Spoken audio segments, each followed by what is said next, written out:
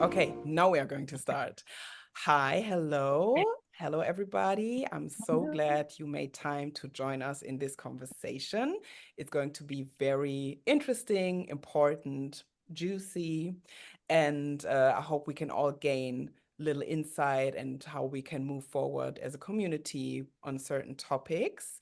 We had this series we did with Capitalism and Ballroom. This is actually part two. Part one happened a month and a half ago, I think. And this was about making ballroom accessible for people also maybe without not a lot of resources. Like as a from a promoter's perspective, we had like 4 promoters from Europe and asked them about that topic. So this is our second edition called the Commodification and Commercialization of Ballroom, which is very interesting because it starts actually by teaching classes and gaining money with teaching classes and workshop, and it ends by cooperating with big brands, throwing balls with like brands and corporates, and or like working with huge artists, amazingly great artists such as Beyonce, for example. And we are gonna have all the tea because we have an amazing lineup. I'm very excited and thrilled to have you all here. And I guess we're gonna start with Ambrosia. Please introduce yourself. Who are you? I mean, everybody knows who you are, but let us know again. I let everybody know. Hi, everybody. I'm happy to be here to debate and see where everybody's points of views are. France, the US, Germany, there's also many different points of views to have there, I guess. I am Ambrosia. I also joined the ballroom community in its baby steps right in the beginning in 2012, just as Zoe. I am currently because I was like writing down like, okay, house affiliation. I just want to repeat what you wrote down in the briefing email. I am currently a 007, not in a house. I used to be Mizrahi and Gorgeous Gucci. And since last year, I am legendary for Woman's Luscious Body. And I am was one of the biggest promoters of balls and events alike in Germany. Did a lot of stuff with corporations, and I'm happy to discuss with you and share my points of views on this topic. Um, yeah, I did events since 2016. It started all very small and innocent living room size room, and I'm happy to. I said that already. Share my story and see all of our points of views. Thank you so much. Thank you. Moving on to the US, Caesar Williams. Ah! We all know who you are because we all learned from the clips you shared in your archive. So without your archive, we all wouldn't be here, let's be honest.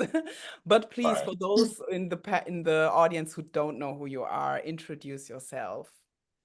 Thank you very much for that. My name is Caesar Williams. I'm the creator and founder of Ballroom Throwbacks. I've been documenting the ballroom scene since 1997. I'm also the founder of the House of Alpha Omega. Next year is our 5-year anniversary. I also created, in collaboration with Destination Tomorrow and Google, the largest digital archive called Ballroom in Focus.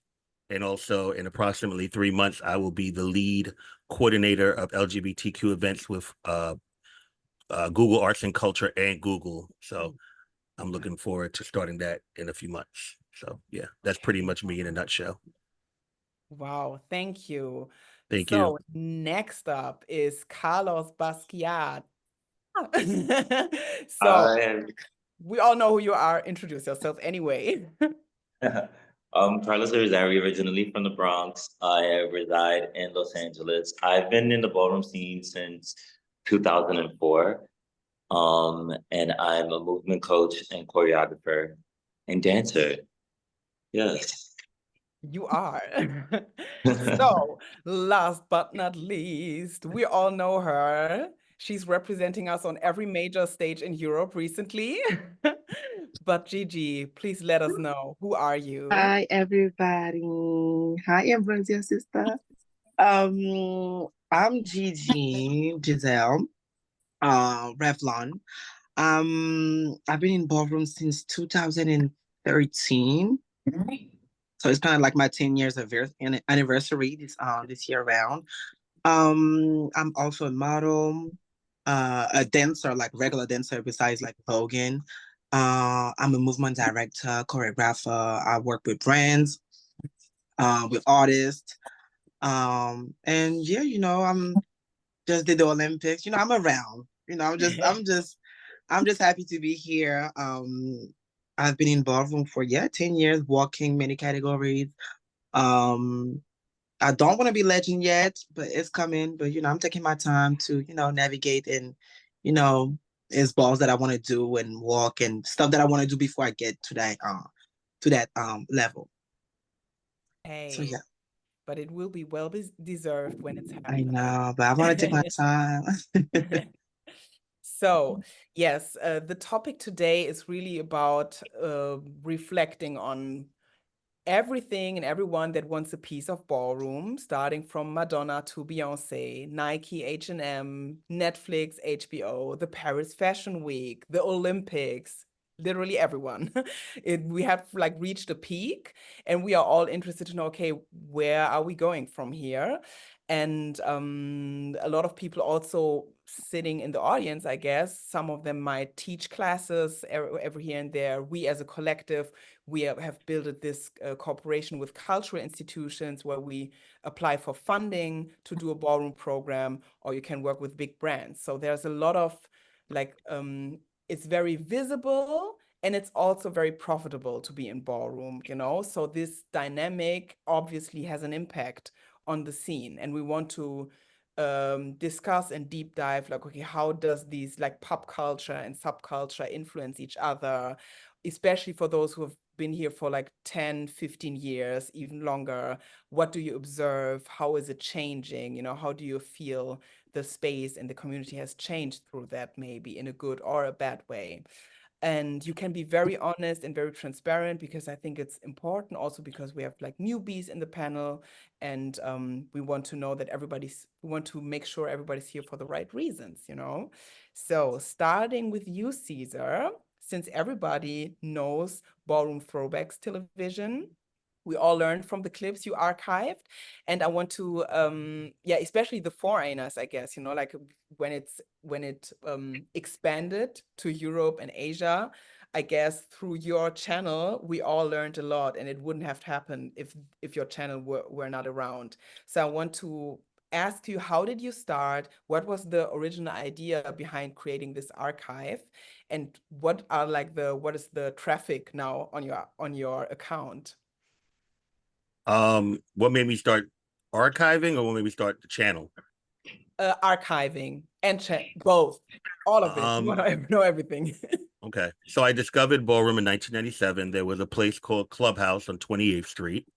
It was a very popular place every Wednesday night, and it was what you probably would call a hole in the wall. But I would say probably if I look back from now to then, that probably was the best time in ballroom, in my perspective.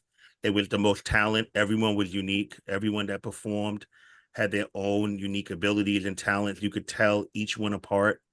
Everyone was very exclusive when it came to that. Like, their performance was their performance.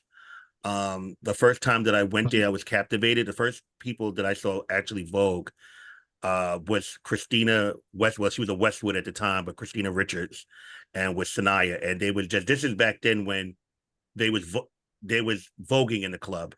So you literally go to the club, and before the mini ball, because every Wednesday was the mini ball. So downstairs was the hip hop area, upstairs was the mini ball. But they would just play beats. Frankie Paradise, he's still here. He would play this beats, and you would literally have everyone in there just voguing. So I went there with a friend. I didn't know where I was going to, and literally, Shania and Christina was battling, probably no exaggeration, for like 15 minutes, and they were just battling off the club songs. And I've never, at that point, I was 18 going to 19 years old. I've never seen anything like that. It was hypnotic to look at. It was fascinating, and I wanted to know more about it. So I started going back there on my own every Wednesday. I had complimented Sanaya one night, and her and I became instant friends from there. And that's when I pretty much learned the history. At that time, her and Ashley had a very, very intense rivalry for the probably at that time for like 7 or 8 years. They was like the biggest thing in ballroom at that time. People really literally came to balls to see them battle.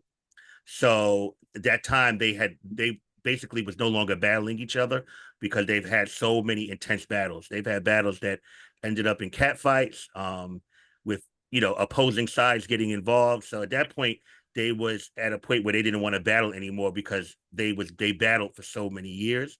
And then just through the clubhouse, I saw the birth of Yolanda Dredon, who's no longer with us. I saw just many people come in that just had these, unique abilities. And I documented it from there. I came every Wednesday, filmed it, and then pretty much throughout the years, I just captured balls and collected them. But I never knew at that time that the tapes, because back then everything was on VHS tapes and they was coveted. So the accessibility that everybody's like blessed with now, there was not any of that then. So if you had a ball tape, um, it was pretty much like gold, and you really would have to, like, people were literally steal ball tapes from people. Um, that's how coveted they were. So there would be people that came to my house just to copy ball tapes so they can have their own copy and stuff. Um, 2009, I converted a lot of the tapes to digital format for YouTube because a lot of people. There was another individual that had a channel at the time. His name, I believe, was Jayon22 or something like that, but he had stopped documenting. So I just decided to like upload a bunch of stuff, and it pretty much took life on its own from there, to be honest.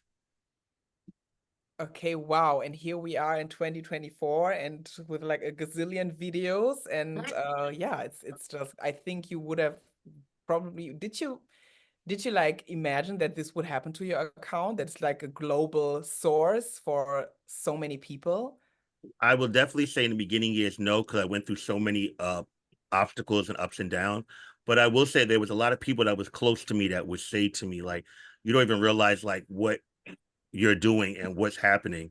I would say 2011 latex ball, so many people had traveled overseas and they encountered me, and some of them were screaming, and just for me, I was like, what is going on? And I realized that, for us in America, this is what we have. We always had accessibility to it in some type of way, but people overseas, this was very much new to them. This was something that was fascinating. This was something that they've never seen before. A lot of them would tell me this was their only outlet as far as anything, as far as gay content. So it was magical to them. So I always feel like people overseas appreciation level for ballroom is different than us here in the States. That's just my opinion. Yes, but because the point you made, it's not so accessible. It's not like around Right. the corner, I remember that I had like a workshop I gave, I think 2 years ago, and I had like clips from your account, was like, yeah, this is the clip, and like teaching the people, and they were like, ah, okay, interesting, like in a almost a university academic surrounding, So it's like, yeah, it's because this is the real stuff and the authentic stuff. So thank you for that. Thank you. So I will come back later to you, but first, Carlos, hi, how are you? I think, like you said, or like I said before, everybody knows who you are because you are the one who literally brought voguing to the stadium, like stadium, world tour stadium. And yeah, I've been at the Renaissance tour, so I've seen you on stage. It was amazing, and it was really an artistic masterpiece to watch this, and it was very ballroom coded, not only the parts you choreographed, obviously. It was like a lot of the aesthetic, the style, the whole setup was like ballroom. I mean, Beyonce is known for, she has said this before, that she's like inspired by the queer community and by ballroom aesthetic. But obviously, the Renaissance tour and the whole album, the Renaissance album, was different. It was another level. And yeah, I wanted to ask you as much as you can talk about this with like NDAs and everything, but how is it to work with an artist like Beyonce? How is it to work for her? And second would be, how much creative freedom did you have in the whole process of putting a show of this magnitude together? To be quite honest, to work with somebody like Beyonce was a dream come true for me. Before I even worked with her, she was someone that I've always prayed and affirmed to work with. So it was surreal when I first got the call from Chris Grant to be a part of the visuals as a contributing choreographer, even before the album and the tour was even a thing. And so this happened in 2022. And so that alone was already a dream come true, you know? So to hear the song that we also love on the Renaissance album now, there's a personal attachment that I have to it, right? She's a very busy woman. She's a businesswoman. She's a mom first.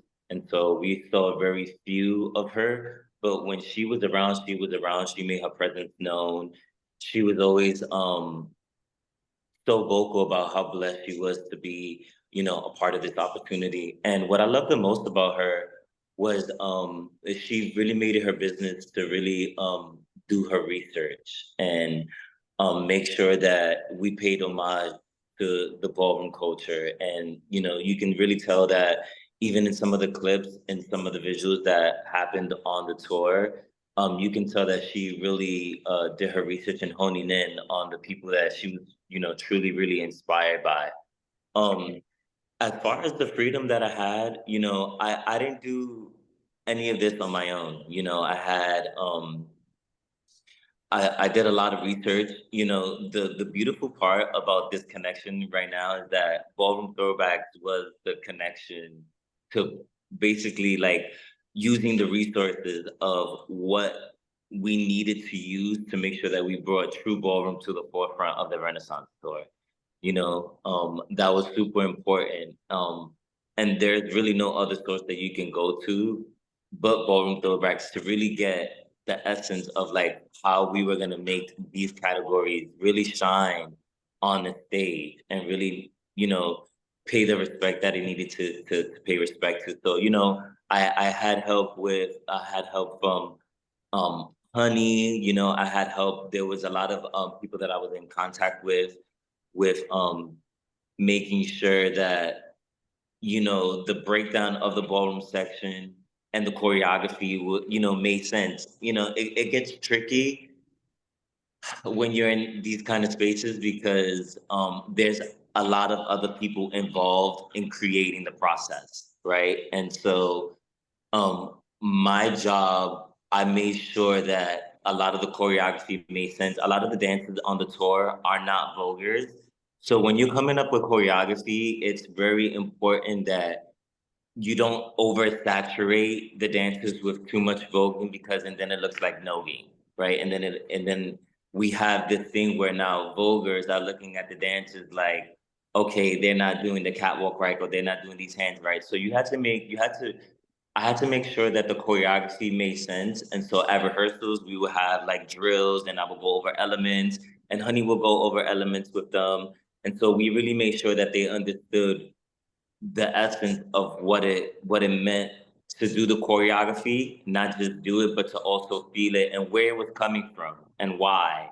And we made sure that a lot of the dancers, you know, saw pose and especially Paris is Burning because a lot of them never really saw Paris is Burning and never was really a part of the community. And so that's the kind of almost the freedom that I had in creating a lot of the choreography for the tour. Yes, that's amazing. Sorry. Somebody mute Beata, please. Thank you. So thank you, Carlos. But that's exactly what I mean, we've seen this in like the film as well, because I watched the film obviously afterwards, after going to the tour. And I was like, okay, wow, they did a lot of, you know, like research, really making sure everybody is capturing the essence and embodying the essence. You really made a very good job. Watching the Renaissance tour, it was really like, oh my God, my two favorite things on one stage, Beyonce and Ballroom, and it looks authentic, you know, it doesn't look staged, you know, it felt like really, I don't know, I could feel the energy, it was really there. And one last question, what do you think is your main takeaway from this experience? That ballroom has the opportunity to occupy any space that it desires. I think that a lot of times before Beyonce, people were hesitant to put ballroom on the forefront, and there's just so much talent there. And this is, I'm just happy that I was able to be a part of that history, and and that it's going to continue to be in many more spaces, and people are just going to fall in love with it even more. So I think so too. Thank you. You're welcome. Moving on, Miss Gigi. I want to start with like something I've watched a couple of months ago. I think it was an episode of the Crazy Sexy Cool podcast, with I think it's Asia and Tabitha, who are And doing. Tempress. Yes, exactly. Yes.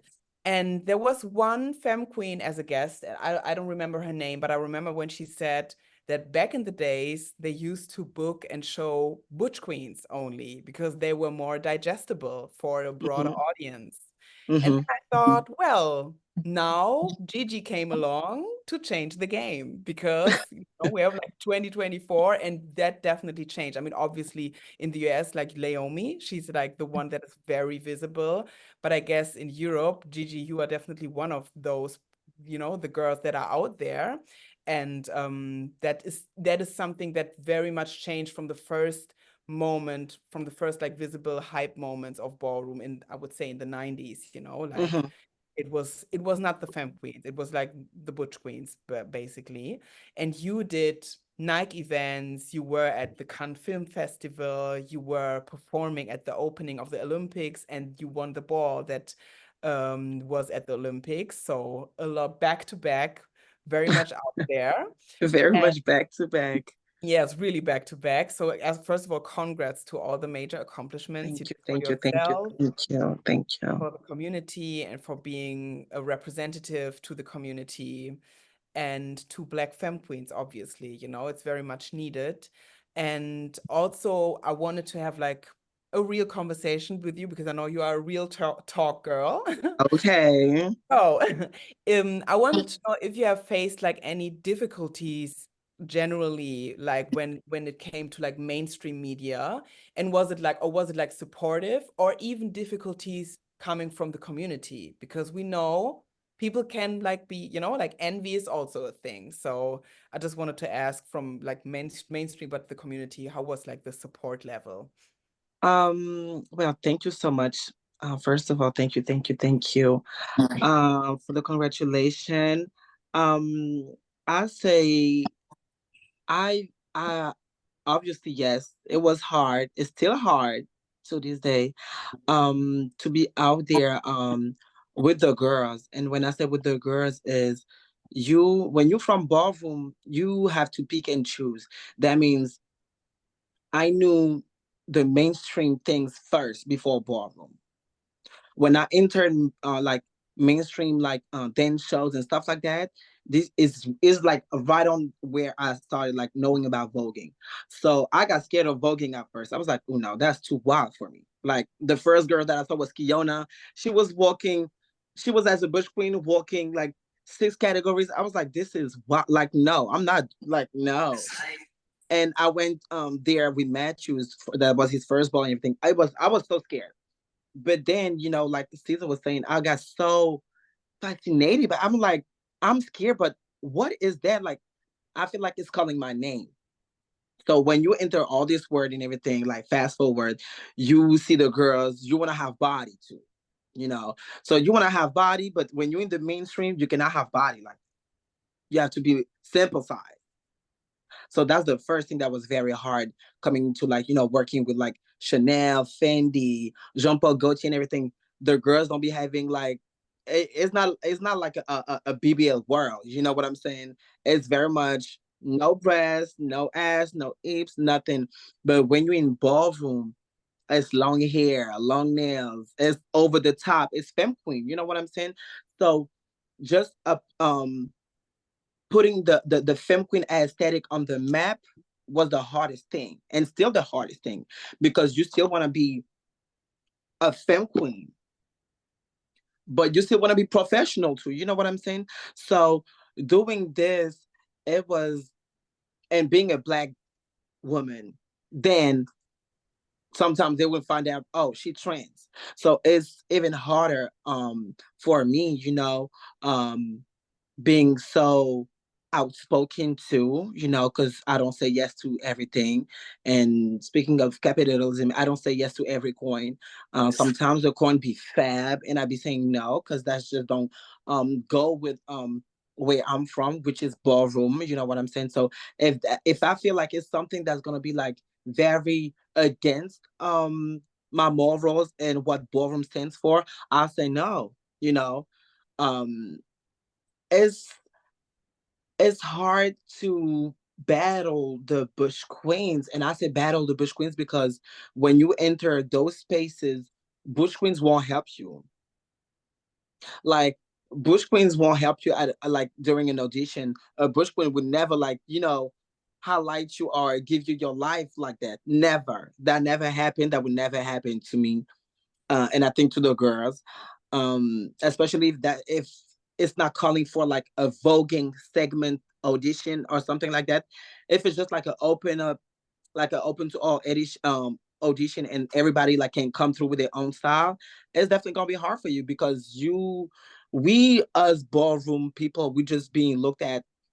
Oh yeah, they just slammed their back, and it's Madonna, and now they're gonna be like, yeah, it's the thing that Beyonce put on her show and everything. Is this, it's still not. A lot of people don't know what ballroom is, what voguing is. So it's always a task and a hard work to do to really show them people that we are here, that we very professional, that we not like Macy Queens, and So my work is really to show the world and show the people that I work with that we literally, even sometimes more professional than the commercial dancers that they be booking and stuff like that. So just being respected as like a actual professional performer dancer, I think is the hardest thing. um, because the regular commercial dancers get their flowers because they be taking classes. We we underground, is we do it out of like the essence, the love, the heart is we don't. You can To me it's like you can learn, but you can't learn voguing. It's either you got it or you don't.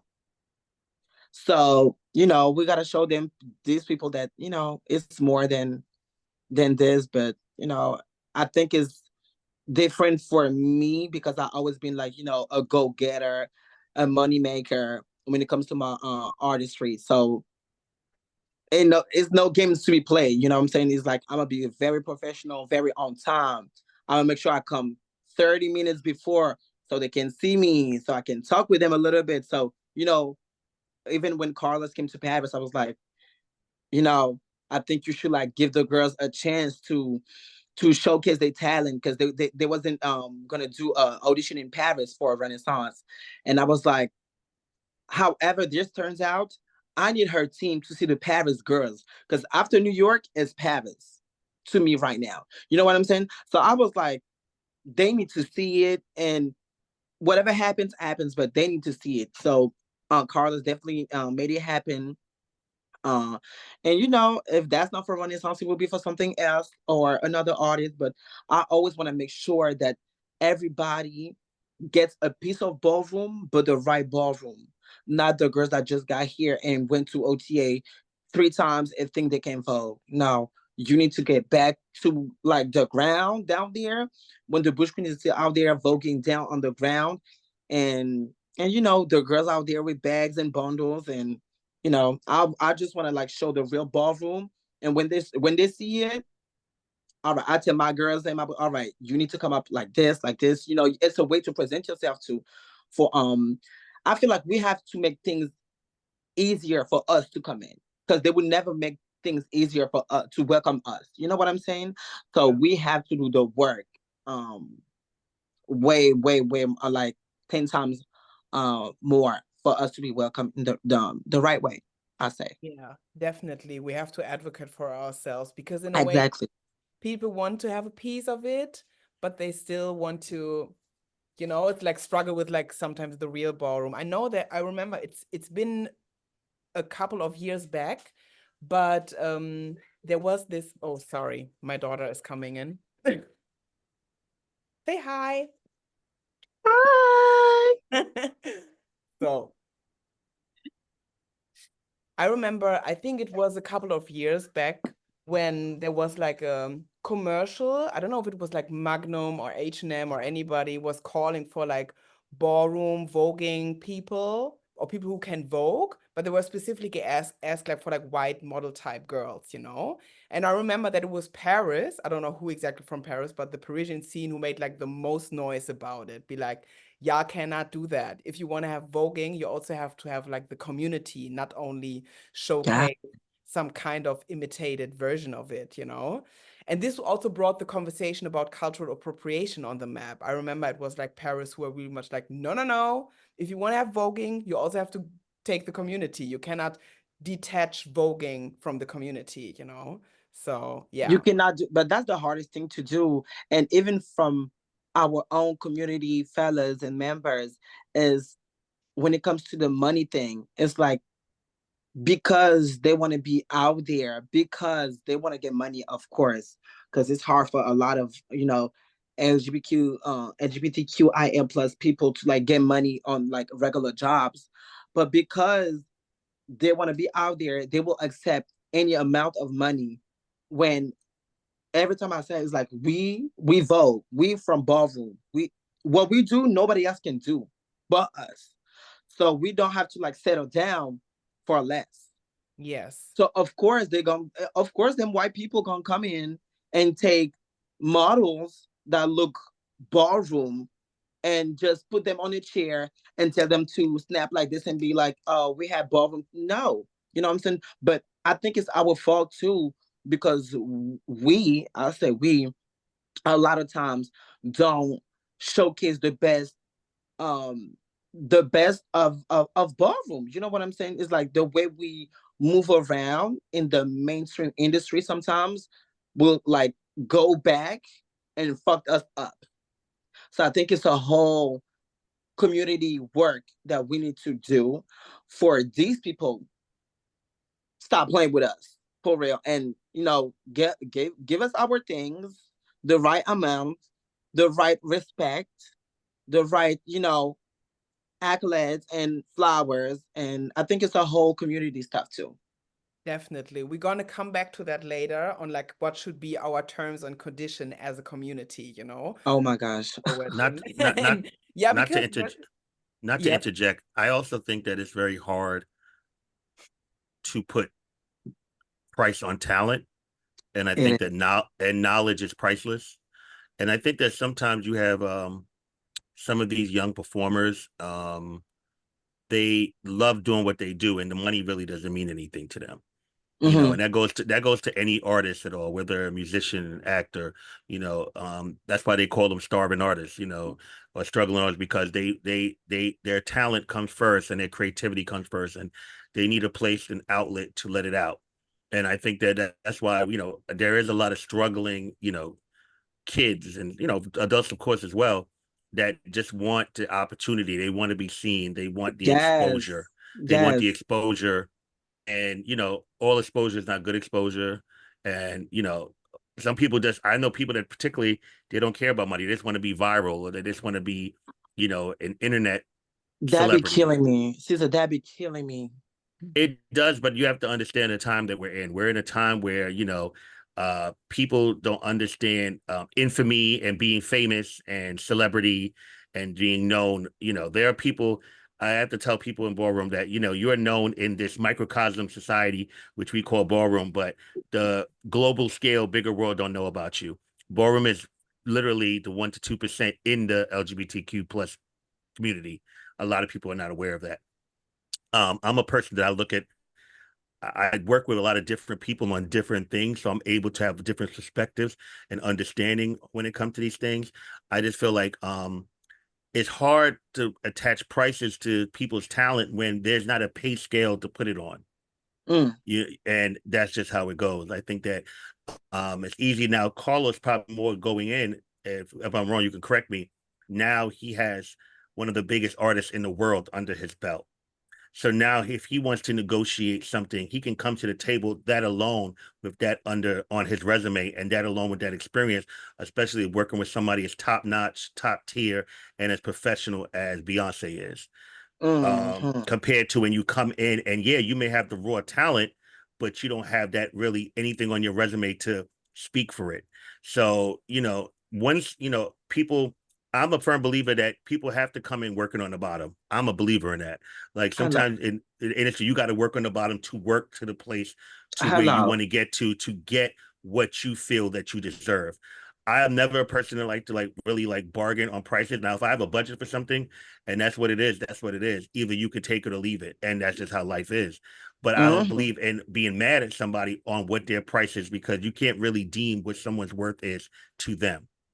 And I just feel like until there are better scales in place in regard to people in ballroom, in regard to showcasing their talent, being charged for their talent, we have to be more understanding to people that do not know how to gauge those things. That's all. Definitely a fair point. Then again, I also want to add to that, or just a loose thought. So, because I also believe like what you said, like working yourself up from the bottom, it also, like you have to have a certain experience, and experience only comes with time and putting money in it. But then again, when big companies come and be like, oh, they are talented, but they don't know that they are talented, so we're just gonna take that. That is also like, I feel like there needs to be some kind of community protection, that's why I was like, okay, terms and conditions, even for like newbies and babies who are talented, to be like, don't do this and that shit for this and that amount of money. It's not, but we're gonna come later back to that, because I think we all have a lot of thoughts for this. But Ambrosia, I want to speak to you quickly, the Body Yadi from Germany, here since day one. And like you said, one of the ballroom promoters of our scene, especially like you were really the first one, alongside with Georgina, but Georgina did like more like Leo Saint Laurent. She did more like in theater and cultural spaces. And you were the first one who actually curate and organize and produce huge balls in cooperation with like festivals and brands. And after a while, you started to switch a bit the direction and do showcase balls, because you realized, wait, if they have a budget, they could also pay all of us, instead of having balls and have like a lot of non-ballroom people in the room because it's a festival or an event. And yeah, this prevented members of the community from being like exhibit or exploited even, because they could all make money with it. And I just wanted to ask you, how did it start? What was like the first big brand that approached you? And what did you know back then, but what do you know now, like from the experience you gained? And what also made you change the direction in curating these events? Honestly, I was pretty excited that this topic started now, what we just talked about before, because it goes so much into understanding how to use corporate money or what to do with it or how to value it. And that's definitely one thing I also didn't know in the beginning, like how much is what and who worth and how much should we ask for what. When working with corporations, when at the time the community was a lot smaller here, it was exciting to have certain brands in a way approach you. And even like talking to my partner I worked with in the beginning, we formed a platform called So Extra Berlin. That Extra did not have a house name, so we can also, because my partner was from the House of Ninja, so that's one thing. Lucy Lu Ninja, to name her, of course, and to also be able to like tear it apart a little bit from the house, from the nature of a house and what a house in the ballroom community would mean. And I did not know how much money we should actually give to who. Nobody could even tell me. You cannot tell me, as even a person from the States, like not Jack could tell me how much, because it's Germany and it's a whole different circumstance that we're in here. So I definitely underpaid myself a few people at a time and can totally tell. And this kind of brings me to your question, that you have to do it a few times in order to understand how to take these corporations, what to ask for, how to hire your price, how to hire the price for what specifically. Is it a ball? Is it a showcase? And how can you approach it? So definitely times have changed. It was not the time anymore for the ballroom community in Germany and Europe to be thankful for every platform, for every fashion brand, for every lifestyle, yada yada, to happen and to have them give money. So I think that was the main reason. The times have changed. We gained more knowledge on how to preserve a community, who should have the authenticity, the rawness of it all, and who should not. And then we did it several times. Why would we always keep doing it and show a ball at every occasion that we can in a corporate circumstance? I would approach a lot of projects differently now in 2024 if they would ask me again. I think at the time it did make a great impact in various ways in the community in Europe. I was able to bring people from the States that I could have never dreamed of without corporate money to bring, like Jack, like Kamaya, like Tati, like Buffy, stuff that I just was able to dream of because of corporate money. And I was hoping to the best of my and whatever who I partnered with, or abilities to bring people that bring new knowledge and can show us in workshops and so on and so forth on what ballroom is and represents in France or whatever country in the States. But as I said, the times have changed. And then at one point, I think we started doing it at this fashion week ball thing in 22 at the Larger Than Life ball. And I started to develop an idea of how to book people to compete in certain categories. So it was like a one against, what is it called in English? So everybody has to battle everybody. And the person who wins the most battles actually wins the competition.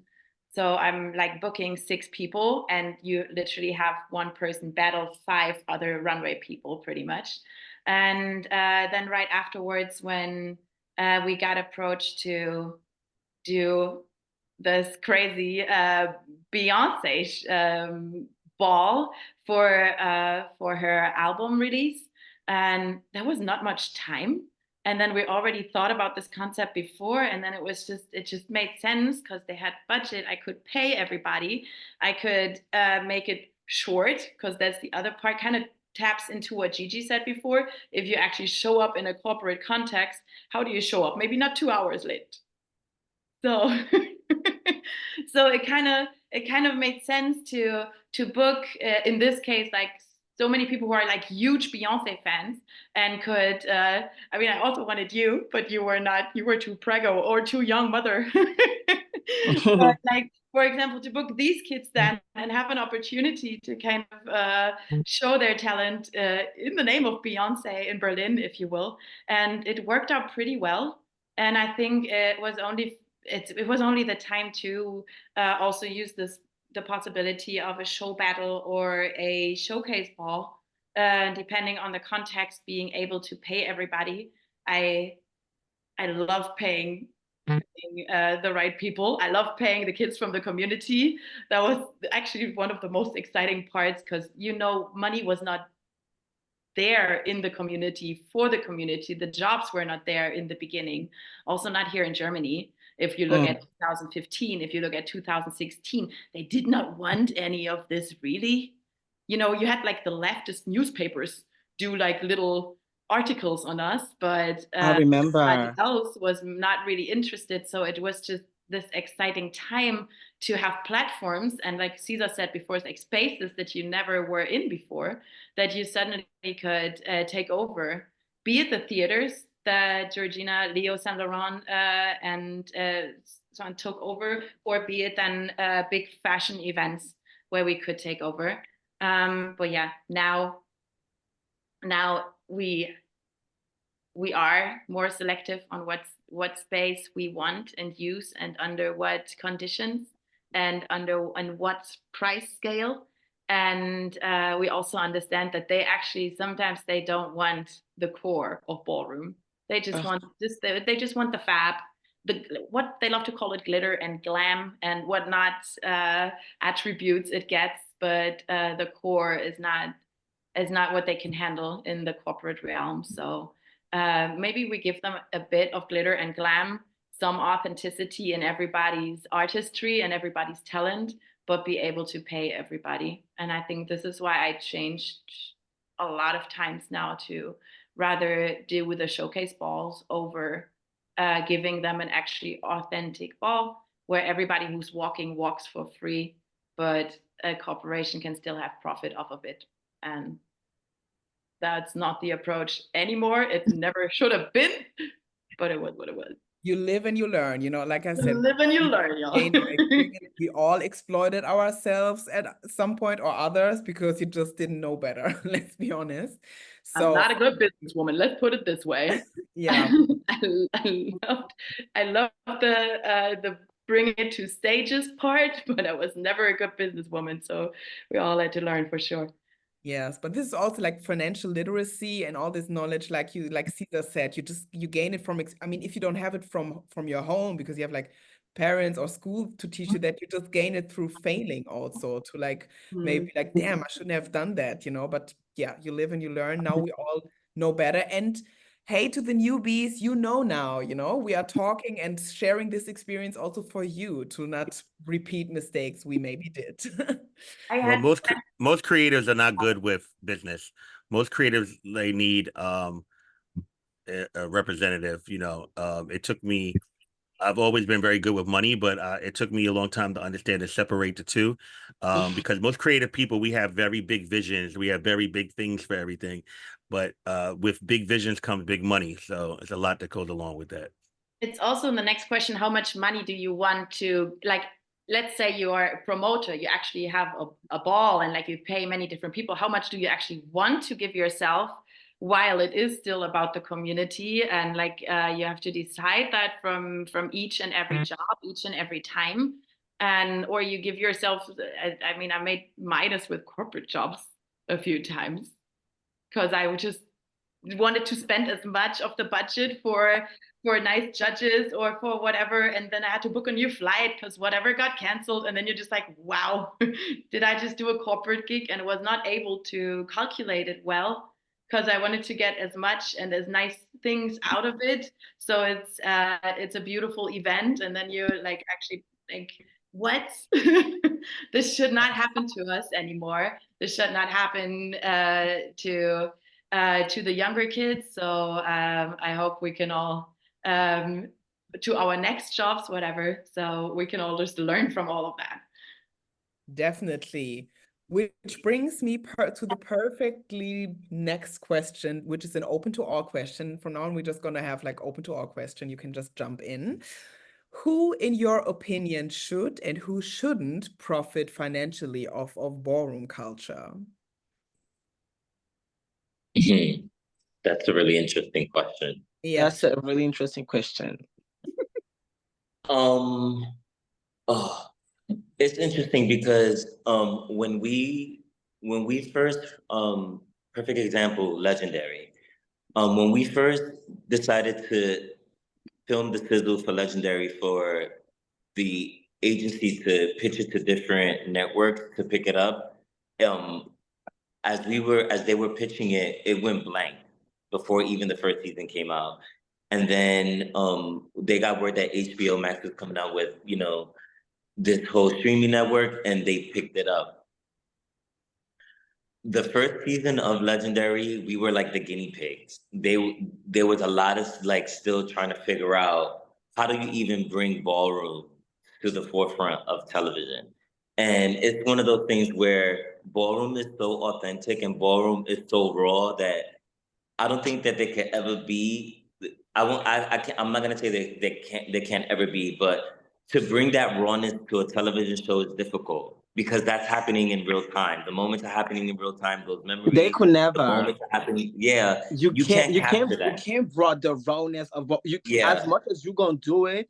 And I You know can't. Legendary really tried the best, like the best season after season. They tried the best, but you're right, they can't. Yeah, They can't. you can't. And so I'm so happy that we had Jack there as a consultant, right? And so Yes. you start to think about these companies and these corporate companies and these individuals that wanna these commercial people that are headlining producers and the creators that are headlining a lot of these things that don't know anything about ballroom, just go to may do research and come across somebody's page and bring them in, and then somebody that's not from ballroom is just flaring their arm and is getting paid residuals for a commercial that they did, you know. And so it's really tricky because I think that in the forefront of these jobs there always needs to be a consultant from ballroom there to educate the people of what it's supposed to look like,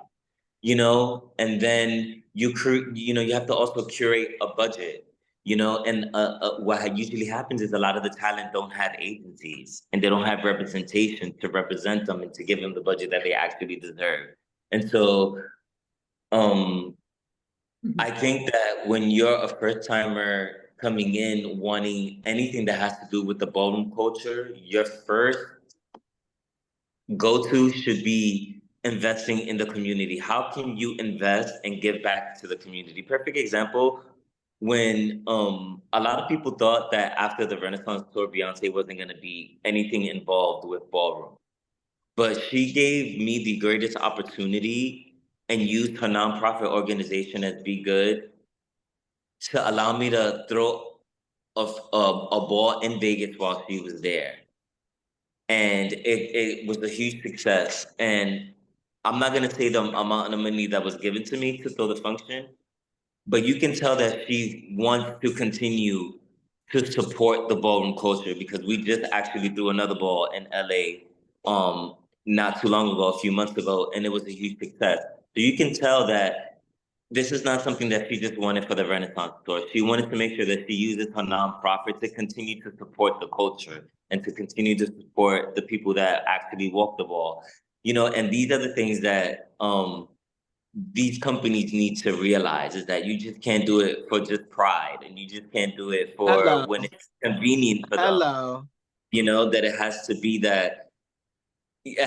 something that you have to support ongoing, you know. And that's where you really show, that's the difference in between who wants to capitalize it and just use it for the moment, or who wants to use it for the very first time and still support the community some way, somehow, with giving, you know, money to the promoter or a certain individual who's like of high stature, or give money to a ballroom throwback, or, you know, to support and continue to like fund and give, you know. Because at the end of the day, a lot of people that walk ballroom, you know, a lot of the people that are walking these categories also are coming out of pocket to bring the category to life, you know, risking the last dollar for a possibility that you just might win that $5,000 when you're competing with 10 other people that are walking the category and that are just as artistic and as clever as you know. So to give some type of incentive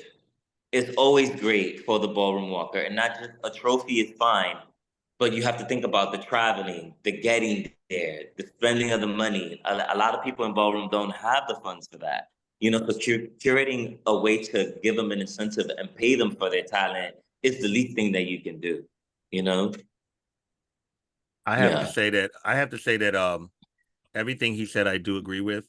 But I think it also depends on the people and what part they have. Ballroom is a very polarizing place. There are people, I have thrown some of the biggest balls ever in the United States. I've gotten 2,500 people at my ball, 2,200, 1,900, all type of stuff. And I've gotten YouTube and Google and CVS and T-Mobile, all these people that donate stuff. And I am a firm believer that I love to give out big cash prizes and give out a lot of money to people in ballroom. And there are some people that feel like ballroom money's ruining ballroom. I think that for me, I'm a person that I like to like always surpass whatever I did last. So like my last ball total, I gave it 93,000. This February coming up, I'm planning on giving out 124,000. I'll I be always like there. to, I'll I be like there. to, I like to always surpass like what I do, and I feel like ballroom participants have to, as a whole, have to realize that we are worthy of these big grand prizes. We are worthy to like to earn it's a competition, and if there's a $10,000 grand prize, $15,000 grand five, that it's okay to compete for it. It's okay to work for ballroom. Money is not ruining ballroom. I think the mentality is what ruins ballroom, and we have to understand that we're in 2024, and that we have to be progressive, but we can't be progressive in parts. We got to be progressive as a whole. We have to understand, like you just said, I'll use someone like Giselle on this phone. She's coming to Paris. I know Paris flights are not $100. So then you have to think about, if you're not coming to stay with a house member, you got to get an Airbnb or a hotel. Then of course you have to make sure that your look is on point. Then if you're competing for a cat, there's a lot of factors in play that people don't take in. And you're also doing this with the knowledge that you may not win. You know, your hope is to win, but you're battling 5, 15, 20 other people that's walking this category that have the same mindset. I know people that have made it work on their last because they had no choice with the hopes of winning. And some people have walked away with that grand prize, but many have walked away without it, and they just spent their last. That's the magic of ballroom, but it's also the chaos that is in ballroom as well, because it's a risk every time you get on that floor, and it's a risk because it could just, the music may not be right if a person's performing and you're just not feeling it, or they don't get to your category, or a fight breaks out. There's so many factors that are beyond our control that we have to be prepared, but we also are not prepared for at the same time. And I've been watching this for decades in ballroom. So for me, I think the people that should profit is the people that put in the work and the energy and understand what ballroom is about. And I think that we also have to be very conscious of who we invite in these spaces. Yes. I always see these camera people that come along and they come to film and they try to, be cool with me, and I'm very cordial to a lot of them. And I know I'm very good at this point of knowing who is here because they love ballroom and they want to film it, or who's here because they're trying to capitalize off of a moment or to create a documentary and they know nothing about ballroom. I'm very good at that at this point. So we just have to be more conscious as a whole who we invite in ballroom. And I do want to piggyback that. Shout out to Beyonce and Parkwood Entertainment. There was a lot of things that they did in regards to ballroom throwbacks behind the scenes, in regards to footage and everything like that. So yeah, just want to piggyback. Definitely, Beyonce is a very good businesswoman.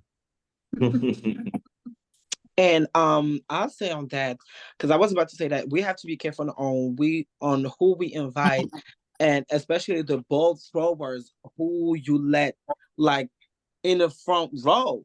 Because nowadays you will find like the front rows are no longer for the femme queens or even like the girls for the community. It's for all these people.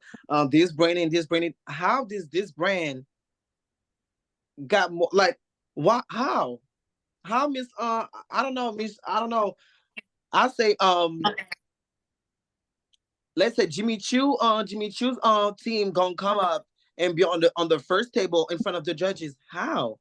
Why? You know what I'm saying? I think the ball throwers needs to stop being too impressed, because there's a big brand. They, at the end of the day, they coming to see us. We have But to get them. I gotta argue with you. And sometimes I get what you're saying and that. No. Listen. But I think that sometimes these people come in as sponsors, and the thing is, a lot of people don't know when they come in as sponsors, there's certain packages and tier packages that are expected because they're sponsoring, and you have to meet those things to get the money. That's where it goes to. You have to meet them halfway, of course. But to me, if you decide to invite those brands, all right, you gotta have it like you do at your ball. Your people, like all those brands, gonna have the section right behind the panel, so they don't get to be with whatchamacallit, with like everybody downstairs. I mean down there and everything. But certain spaces, certain balls, will find like people that like, why y'all want to be in the front when y'all can just be behind the panel? You know what I'm saying? It's like, if you throw a ball, make sure you have the space to have everybody, your community, respect your community like you respect them 3 months ago when you throw your ball. Now that you have more money and more stuff, now you bring your community to the back and you're putting all the brands to the front. This is where it gets fucked up too, I think, to me. But I would say, definitely, make sure you get the brands on your thing, that everybody gets paid the right amount. The more and more we go, the more and more I see that the brands, and I said it on my commercial, I wish that they can book us for many things and not just for Pride. Not just the first day of June 1st is flags everywhere, it's rainbows everywhere. So now you remember that, oh, they here. No, I think if people can do just like Beyonce did. I mean, Tina was just at a ball this past weekend, right? Mm-hmm. In LA. So they keep on going with the ballroom things. I wish the brands could have done stuff like this more, and not just when it's like a big opportunity ball or something. I wish they could have, embrace the community, so the whole community can, give back to them too at the same time. I think it's like, we gotta meet halfway. Y'all give it to us a little coin and everything. We give it to y'all too, and not just during Pride. I There's a think lot. that people use it as a marketing aspect too. They look at it like, okay, we're gonna market it as that. I think that, like, if you have someone like, you say, like Miss Knowles or Beyond, I think that you have to have like a genuine like love and fascination with ballroom. I think that Mm-hmm. if these people approach it from a corporate aspect, a marketing okay, what is hot right now? What is something? Oh, ballroom. Mm, People love to see them. People love to see voguing. Okay, let's catch these people. They're using it for marketing. I think that you have to have like a genuine love and interest in ballroom to want to surpass Pride Month. Yeah. yeah, There for needs to be a certain set of conditions that you can put on them, because they're not just using a pop artist. They're actually getting into an underground culture. So it obviously depends. Do you need a sponsor, or is someone approaching you because they want it so bad? You have a different position on where to start and negotiate, and or what to ask for. I can only talk from the German perspective or the European perspective, obviously, but there is like so stupid much communication and education and whatnot that you have to do with a corporate partner in order for them to understand the limits and boundaries and whatnot. I don't know if you know, like they asked me to have like just like some gay rapper MC our ball, and then you have to explain them that they're really like overstepping their role right now, because if they are come here and wanted this or that, then they need to trust us in us bringing who is relevant and who is really ballroom, for example, to a stage. And there's a lot of communication, like I said, education to be had, but also certain standards to I mean, I feel like we're talking about all the questions at the same time already. sure. But maybe that's just what the whole thing happens anyway. But yeah, there's certain things to ask for, and maybe that includes having the first row for the community, having the first table in front of the judges for the dolls, like Gigi said. For example, this could be like, where are our compromises?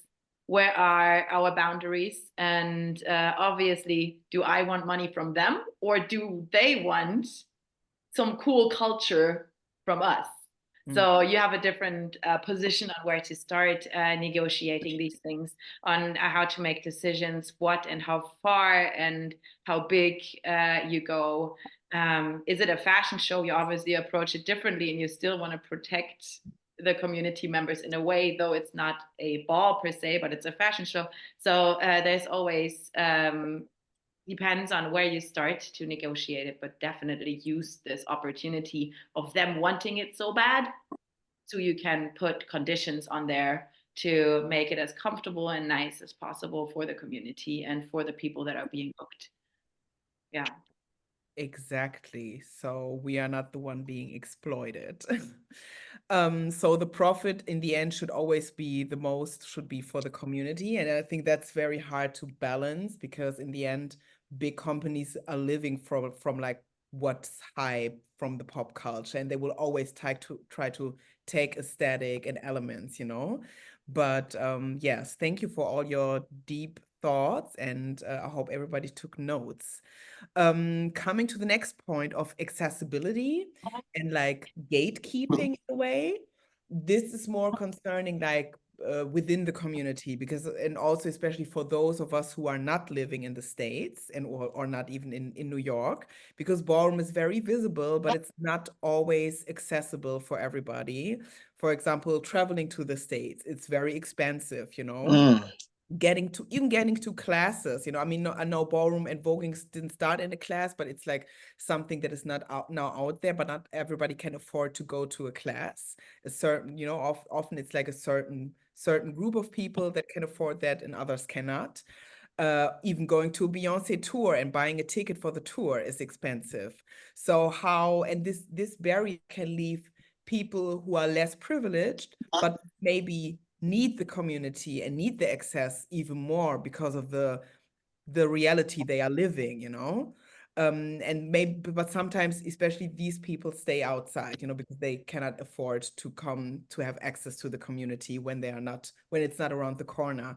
So do you feel like there has been like some conversations about like we need to gatekeep the culture, we need to make sure you know, that it's especially in Europe because it started as a, actually, I'm not talking Paris, but outside of Paris, it started very white, cis, and straight, you know, And girls. Yeah, and girls. Oh, me. White, cis, straight girl. Ambrosia, you're the problem. I'm the prototype of the fucking beginning. No, but I mean, it's not a problem if it's like singular people, but if the majority is a specific identity, and then Black queer people come in that space and are like, I don't see people who look like me, then it becomes a problem, you know? Yes. So that's why I was thinking about, okay, accessibility. How can we make sure that the people who probably need the culture most have access to it? It's a big question. I don't know. There's not an answer, an ultimate answer to it, but I still want to throw it in the conversation. Gigi, let's go. One thing I was thinking about before we like, it goes with it, but it's probably not off topic, but it goes with it. For the accessibility, I think one thing as the European community we should stop doing is do workshops of everything. Doing workshop will open up a door into ballroom. So as much as we want to like, you know, showcase everything, a 6-hour workshop, a best dress workshop. I heard the girls are giving best dress workshop, realness workshop, all kind of workshop. I think those things will lead people to be like, oh, it's a easy, ballroom is really an easy access. You can learn everything through a workshop when it's not the case. You know what I'm saying? That's, I think, one door that we should like, you know, close back a little bit, and you have to make the right entrance, which is a ball. Go to a ball, watch a ball, watch Paris is Burning, go back to a ball, go back to a ball, go back to a ball, and then you see what's going on, and then you ask the question. When you see me at a ball, ask me a question. When you see Carla somewhere, ask him a question. When you see Ceasar, if he's not recording or with the Alpha Omegas, you just ask him 2 questions because he's gonna be running around. So you just ask him 2 questions. You know what I'm saying? Just grab your questions and information here and there. But I think us in Europe, when it comes to those like spaces, as much as we want to like share so much of ballroom, I think the big mistake is to like, you know, let people think that category has have a workshop, and we losing so much essence of ballroom on doing this. To me, performance is something. You know what I'm saying? Performance, Kiona, keep FaceTime girl. Performance is something, but you know, like I said, face, excitement, and everything. You can't. I cannot teach you how to sell face if you don't have face. You know what I'm saying? I cannot teach you how to be real if you're not real. I cannot teach you how to work best dress if you don't have some type of sense of fashion in you. If you don't have that charisma of selling it, you know, it's so much stuff that gives people this uh uh uh um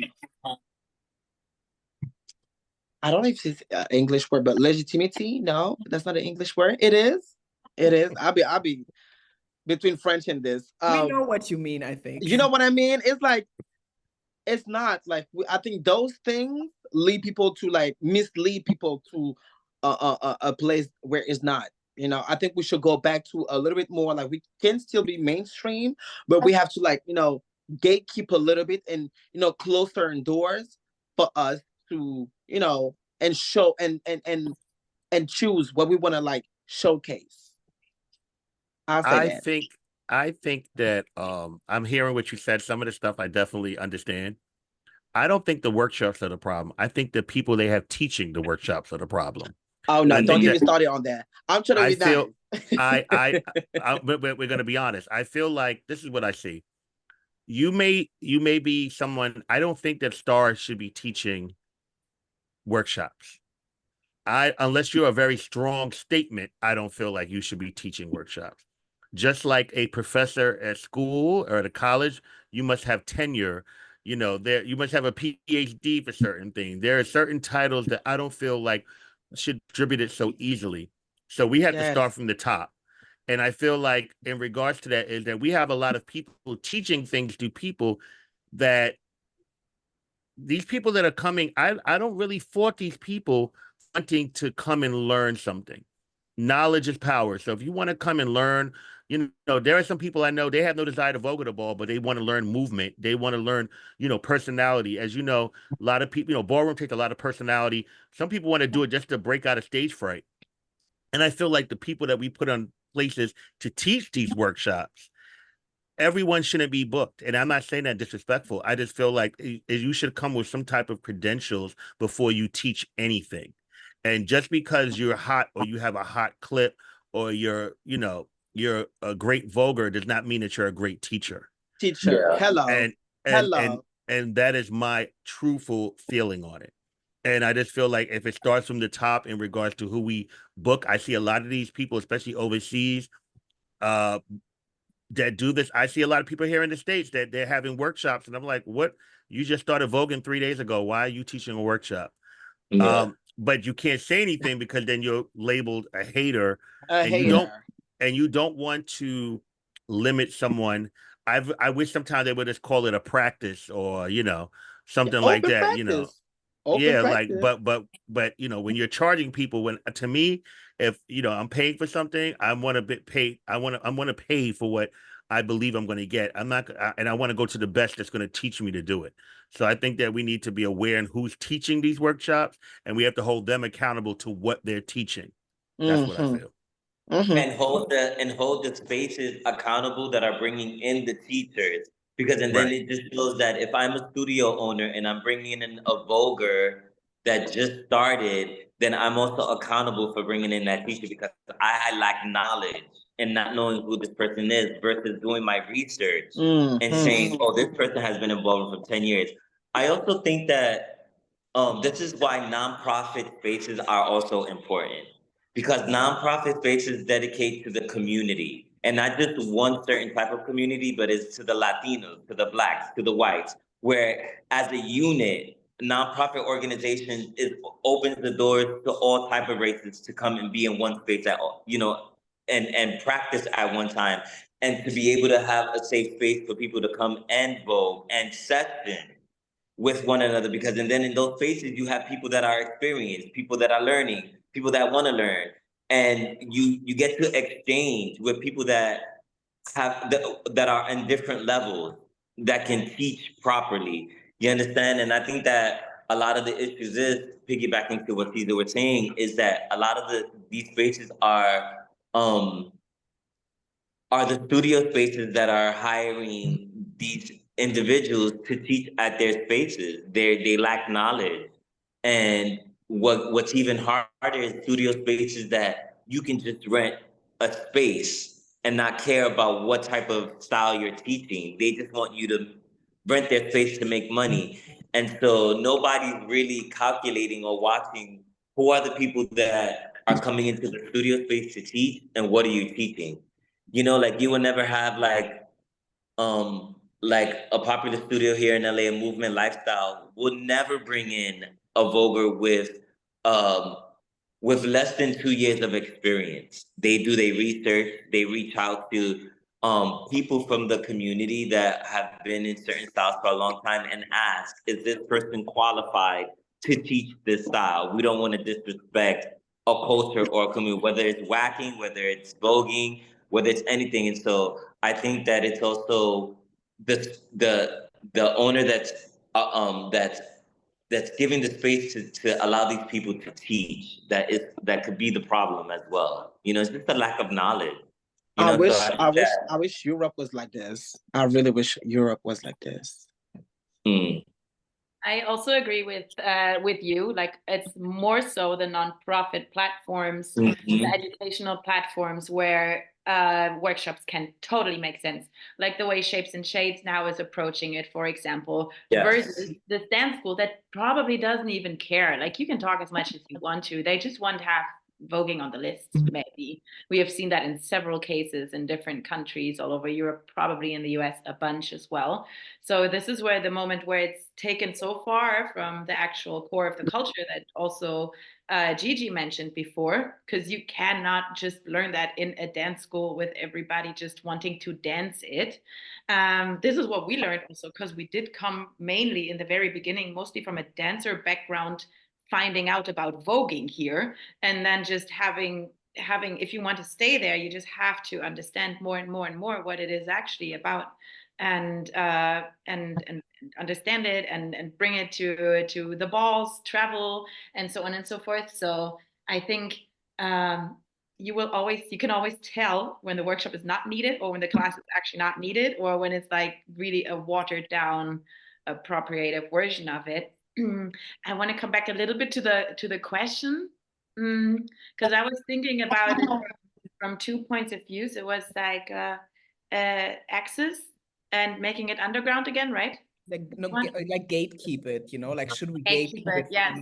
Certain... The first thing I was thinking about was the visibility part being so important for the growth and reaching the right people to find ballroom, no matter where, I think, in the world, that it's going to be so hard to make it underground again anyway. Social media is just fucking there.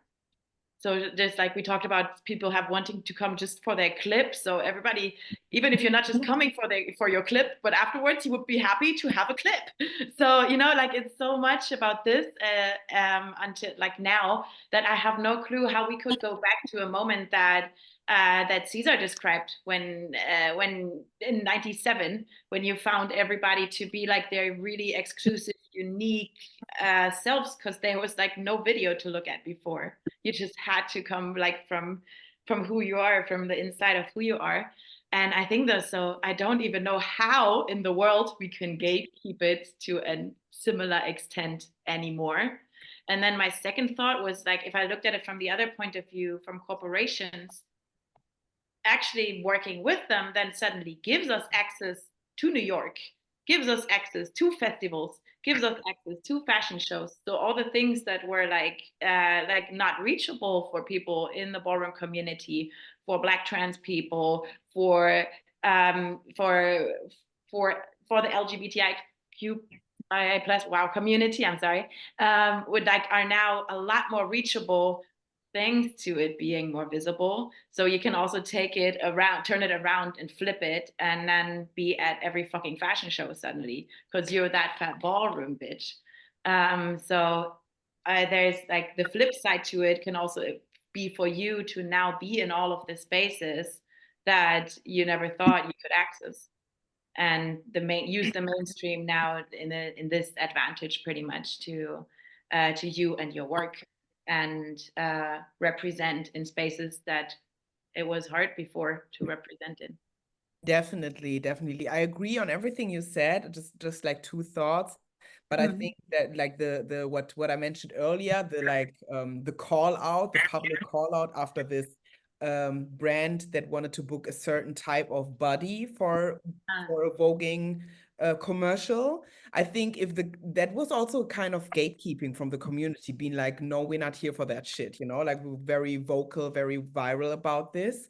And I think that's why sometimes there comes a point, also what Gigi said earlier, you cannot take every job. That also is gatekeeping in a way, to be like, no, you are not getting access to me and to Ballroom, you know? So sometimes you have to be selective. But also, Ambrosia, what you said, this creates the visibility, creates opportunity, and also other people can now see Ballroom that maybe need it, and they are like in this little village with like nothing, and then they see it on TV. I mean, I saw America's Best Dance Crew with Deshawn and Naomi. I was like, what is this? Fuck hip hop. I want to do this, you know, like, and you know, like, so I know that visibility is very important to find your way into the culture. So, and a second thought, just like coming back to, you know, what we are doing with Shapes and Shades, because we now decide, I mean, we have this community program at institutions, and we have like, we only post in like very selective ballroom groups about our program. So only ballroom individuals know about it. And it's like mostly for free, like free of charge. And due to the funding, we can still pay everybody that is doing something, whether it be like a panel talk or a workshop. And now in the festival, we made like different prices, like community members pay this, everybody else pays that, you know? And it's like either you ride with it and you don't. And the cultural institutions were like, okay, y'all can do that. And I feel like this is our approach now, but we are still in also, I think it's the constant development. That's why I wanted to hear your thoughts on this, like what to be mindful of. Coming to the next question, the almost the last question, mainstream versus underground. How do you feel both impact each other, and how did ballroom change through mainstream? You can also have like one very significant aspect you realize. For example, everybody wants to have a clip these days because they might become a viral TikTok star through an amazing battle they had. But maybe there's something else you observed. Ceasar, gotta go first. Oh, yeah, go ahead. No, Ceasar and Carlos go first because they've been here longer. I don't have much to say about this. I honestly feel that ballroom is no longer underground for me. There was something that Ceasar mentioned in the beginning when he spoke. When I first started off, when I first came across ballroom, I first came across ballroom attending the clubhouse when it was on 122nd and 3rd Ave. And when I walked into that moment, I would never forget this image and this thought that I had in my head, that I said, like, 10 to 15 years from now, this is gonna be like all over the world. Like, and sure enough, 10, 15 years later, you have Vogue Evolution on one of the biggest networks on TV. And then now they're overseas teaching. And then it just exploded everywhere. And so to me, then, before that whole moment happened, going to like these underground mini balls and balls that would happen, that was underground to me. You know, like that was it was gatekeep, it was secretive, not everybody knew about it. You had to know a friend of a friend who knew about the underground scene. But now it's mainstream, and I think that at some point I saw it going mainstream because ballroom is just too amazing, you know, to stay underground. It's anything that has an art form in it is always gonna evolve into something greater. And it was only a matter of time that ballroom was gonna hit the forefront of mainstream. And I think that it's important that we have, you know, those individuals that have been in the mainstream for years, like icons and pioneers, to always lead in spaces that that involve it to be mainstream, because that's the only way that we're gonna continue to keep the history and the essence of what ballroom is. You know, it can easily get washed away in mainstream if it's not protected by the right people, you know? So that's my opinion on it. I thought the mainstream actually made the underground stronger again. It being so much in the mainstream, I can only talk for here and what I'm observing here, but I felt like it made the need for underground spaces bigger again, so that you actually do have more public balls, and you are dependent on sponsors to actually throw them off, and so on and so forth, or you have a funding to actually be able to curate something that is shapes and shades, stuff like this. But also there is, it's this, all of this together also like brings it more back to the core values than that were ballroom, and when it's just a smaller space, and when you try to push the youth, and I felt like now they will always coexist. I don't think one can go away and one will fully go away, but I feel like the more mainstream it got, the more underground spaces were recreated, co-created by a newer generation that are super important. And I think that this is also a very valuable development and necessary development, to not just be out there in the mainstream, whatever that may seem all the time, but to come back to more simpler settings, and pushing the youth, pushing that young talent that you talked about before. Yeah, but the visibility and the social media, I already mentioned it. This shit is not going away anytime soon, or never. So yeah. Never. Yeah. Mainstream is definitely where it's at now. Underground is gone. When I came out, Danielle, Revlon, Octavia, Ajane, them girls, they were unicorns. To see Danielle at the Octagon on Friday nights was a treat. That's what made Underground special, because you had to be a part of it to know these ladies and to know what it was. But now, because of mainstream, you're able to see Giselle, you're able to see a Sade, you're able to see a Vanessa, you're able to see these girls and you're able to see them with a click, and people around the world are inspired by these ladies now, where before these girls are really unicorns. Like, to see them, to experience them, to be around them underground was really a treat. I think that it has to do with something that Carla said. I think it's more about just preserving the history about when it was underground, so that people can understand what they have now that is mainstream. We are never going to go back underground, and I think the underground definitely had its perks, but look over the last 10 years, even with trans visibility. When I was growing up, you did not call one of the girls a trans woman. They would be insulted. They did not like that. That wasn't even a thought. They were women. That's what they were. But we're also at a different time where, being called a femme queen is celebrated. Being called a trans woman is celebrated. And I think that it's just part of evolution. Things change, some things for the better, some things may not be. But it's kind of where we're at. Like, 5 years from now, most of us on this phone may feel different things about different topics. I felt different things 20 years ago that I totally feel different about now. So I just think it's about evolution, where we are at and where our thought process is at. Definitely. So we have to say goodbye to Carlos, because Carlos needs to go to work. Need to make that bag. Yeah, thank you so much. We are almost at the end, but you are excused. No, thank you so much. Thank you for curating these spaces. These panel talks are so important. Yeah. And I think that these panel talks need to happen more often, because it gives access to people that have no clue, and it gives access to people to knowledge from people that are in this actual culture. And I just want to give you my blessings and continue to just create these spaces that are so important. So thank you for having me. Yes, thank you. The honor was mine. Love you. Enjoy your day. Bye. Bye.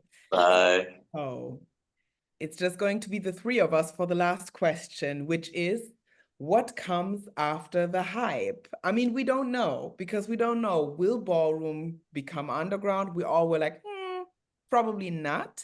But now I think we can all agree it's really at a height, right now. It's like Beyonce, Madonna. I'm sometimes think like, did Madonna pick it up again because Beyonce did it, or did she plan to do so? You know, like because she had like in her last tour also a ball suddenly, and also she booked She definitely picked it up because Beyonce had it. because Beyonce did, right? I felt so Definitely. it was too similar. So also like the Kevin J. But I wish Beyonce was that much involved during that segment. You know, to have Madonna in front of her, you know, the girls voguing and everything. I wish Beyonce would have been on stage, like, you know, introducing Honey, introducing Carlos, and having the right girls doing the sex having part, the body part. You know, to me, watching this Beyonce thing, this part of the Beyonce thing was a 50-50 because I was like, how did she didn't get Sanaya? How? We were all waiting for Sanaya, right? I really thought Sanaya was gonna come out for the last date, like the last date. That was my only prayer. I was like, if Sanaya, I was like, nah, I'm sure Sanaya coming out, or at least Leomi. Yeah. At every show.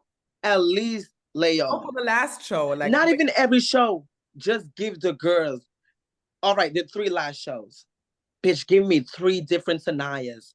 Sanaya in 3 different looks, from the hair to the heels to the nail polish, different. I wish Beyonce would have had this. That would be like a perfect thing. But to only have Carlos, Honey, and Darius West as like real ballroom people, and then having the regular dancers doing Sex Siren and Body, no, absolutely not. Even for Madonna, having only Ivy doing the Vogue Femme thing, and members that I know doing some voguing thing, but they are like new to ballroom. No, if you're gonna take ballroom, I think that's gonna be my forever thing. If you're gonna take ballroom, take the real out of it. You know what I'm saying? Why Sanaya was not up here?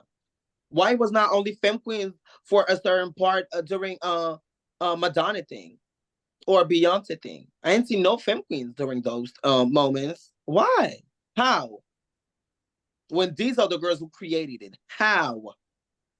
I want you to DM Beyonce today, and I want you to say, where were the Femme Queens? I feel away. I want to know where the Femme Queens were.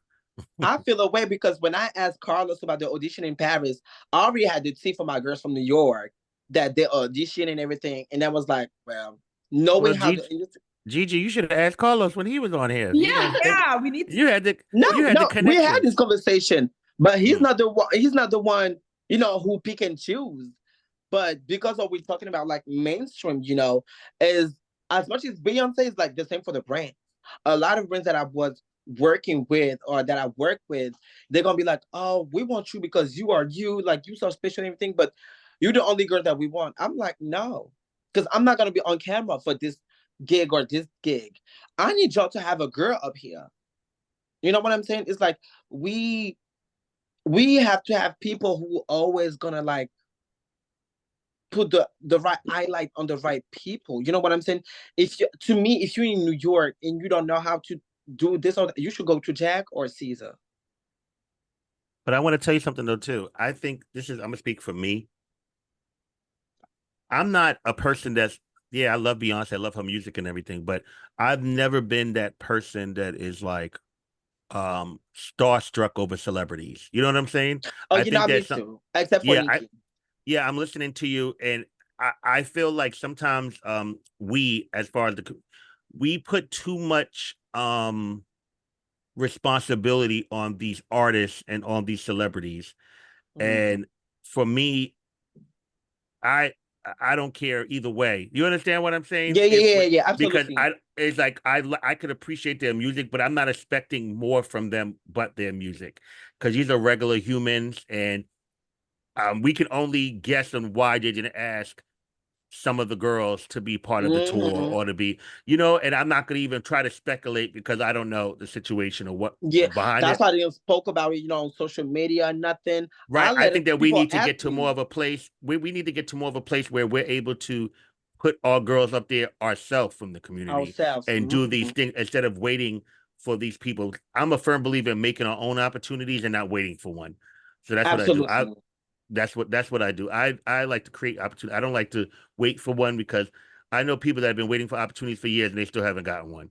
And that's how I look at it. And that goes back to the Thank you. question about like how what we're gonna do when the hype goes away. And I always thought, and I keep on teaching my kids, like that's why you don't just want to walk big balls. You know what I'm saying? It's like don't wait for a big ball because you think it's gonna be so much hype, like this and that gonna be there and everything. No, you need to walk regular, like little Vogue nights here, Kiki ball here, regular balls here. Don't just wait to like, bigger things because now people are gonna be like, celebrities comes to ball and everything. No, because your experience is gonna be only based on the hype and not on the essence of it. So you need to like whenever, even when you perform, I can see when my kids are like voguing, I can see like, no, you're trying to vote commercial right now because you're getting ready for that ball. So you're trying to vote commercial. No, bitch, give me the same vogue in the living room.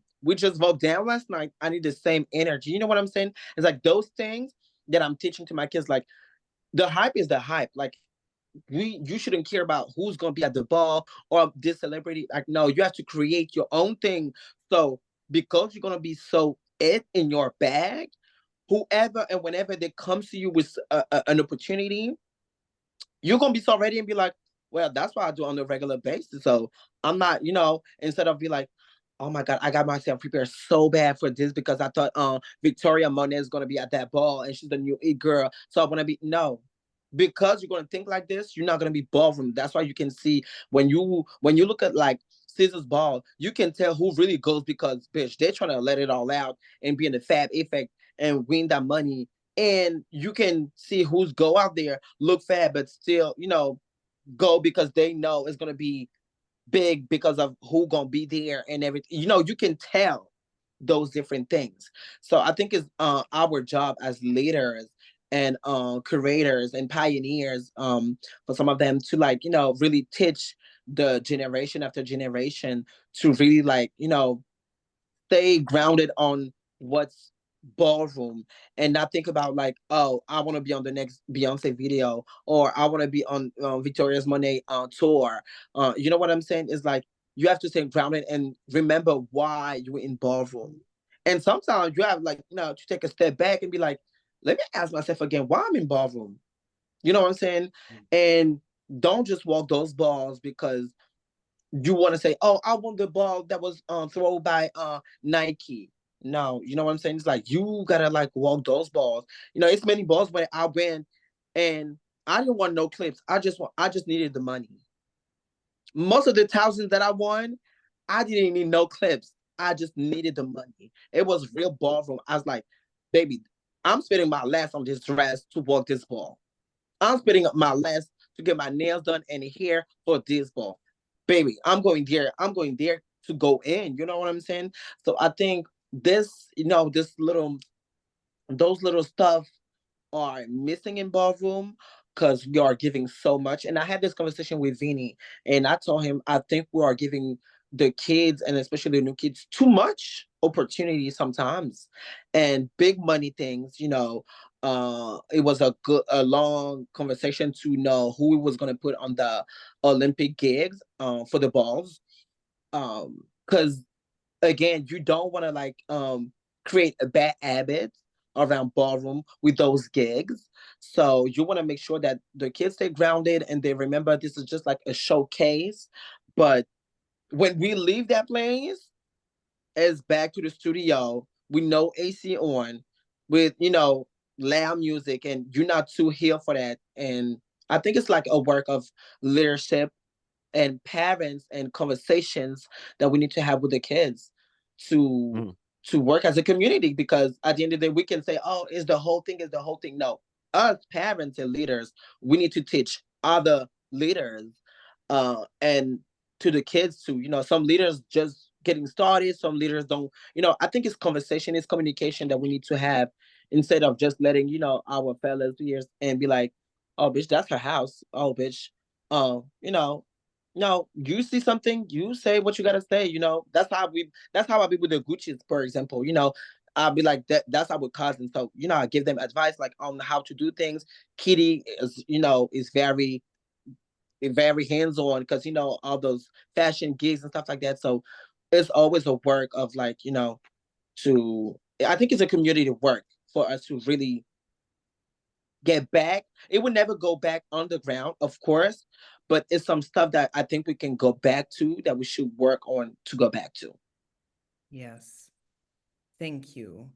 Also, I feel it's, Caesar, I think your words stuck with me so much and resonated. The like, don't wait for opportunity, create opportunities. And it's like we need to have like the agenda in our own hands, and to not be like, brands, please see me, superstar, please look at me. It's like, no, we know our talent. We need to know that we are talented, and we need to know that it's here to stay, and how to build sustainable structures for ourselves, like maybe create your own production company, create your own film company, create your own music company, like we as Shapes and Shades, we do like a lot of this cultural institution arts stuff also to make sure that ballroom culture is like an acknowledged culture in the German arts world, because if you're an artist, you get like better health, you get like a different healthcare.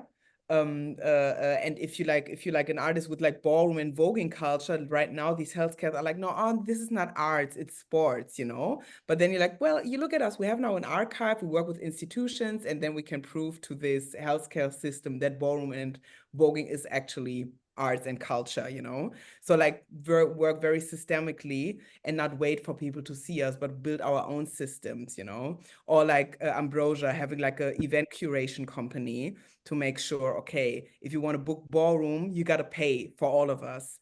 And I think people need to really put that in their heads. Don't wait for opportunities, create them. Create them. Yeah. And that's the most sustainable thing I think we can do. So yes, I think that's it. Do we have questions from the chat? I think I saw some notification. I mean, maybe we have like, if anybody has like a very urgent question, I mean, I feel like we pretty much tipped and talked about a lot of stuff. I mean, obviously this conversation could go on for like 2 more hours, but people want to go to sleep and want to go back to their business. So, but still, if you have like, and if anybody in the chat has like an important question, I think now our panelists are very honest and transparent. So really feel free to share your question with us. I just wanted to quickly Yes. share with everyone what David said. He said, as a promoter, if he has a partner or a sponsor, they know that they're still visitors, and therefore not going to be in the front. Mostly they do understand. And I feel like we just share that, like having this conversation with sponsors is always hard, about what their place is, where they belong, how we communicate, and where we want to go with them, because they have, I think what I've learned from working inside of an institution is they have they're set on how they usually do things. They're very set on that. And most of the time, ballroom does not fit into such spaces with that type of a work schedule, that type of a process. And so it's a very big unlearning and unwinding of how things usually go to make it a symbiotic relationship and not a parasitic relationship where they take from you, but you can't express yourself, or ballroom can't be what it's supposed to be. So I felt like that was a very interesting comment. Yes, thank you. Very good point. Symbiotic relationship, not parasitic relationship, you said? Parasitic. It'll suck you out like some cancer and take your body and your artistry. We don't want that. Okay, guys, it has been amazing, amazingly Thank you. insightful. Thank you for your time. Thank you for your honesty, for your experience, for sharing that. Guys, y'all, everybody in the audience got that for free, because we are a we have cultural fundings. Thank you to our funding. And yes, I'm very thankful. It was really insightful, and I learned a lot. We definitely will take the notes the things you mentioned, and put them into how we develop our program further, because the next round is around the corner. I'm currently writing applications. And yes, so I hope maybe next year we can continue the conversation, because then, the ballroom will be in a different place, and we will have like maybe different ideas on how to move forward. Do you have any last words you want to share? Go ahead, ladies first. Well, just thank you for having me. I love the German scene, always had. Thank y'all so much for always showing me love, showing me out, and for always thinking about me. I'll be back soon. And I don't recall the name of the association. Maybe Ambrosia, I was about to ask you. The association I give money to, I would like to send them some more. Last time I came, when I gave my class. Was it the Tiga Tea? I think that was that. I don't recall, but I give my money workshop to this association. I would love to donate to them again. So if you can please send me a link or something. Yeah. Maybe I just check with you if it's the correct I think it was me and Alaya we gave a workshop. Yes, you booked me that day, I remember. We gave a workshop, and then we gave all the money for the association. With Nikki, so I right? think it was with Nikki, right? Nikki was there. She gave a workshop before. Then we gave me an yeah, I think it was Tigati. I can confirm it with you. My last words, if you ever need some input on how to approach work with a corporation, or please slide in my DMs. I will, honey. I'm super happy to help, and so we can all start from here now, and not everybody has to start from here again, which is very important. And I think those conversations are so important. I loved the discussion between the US and Europe. You could tell like some things are slightly different.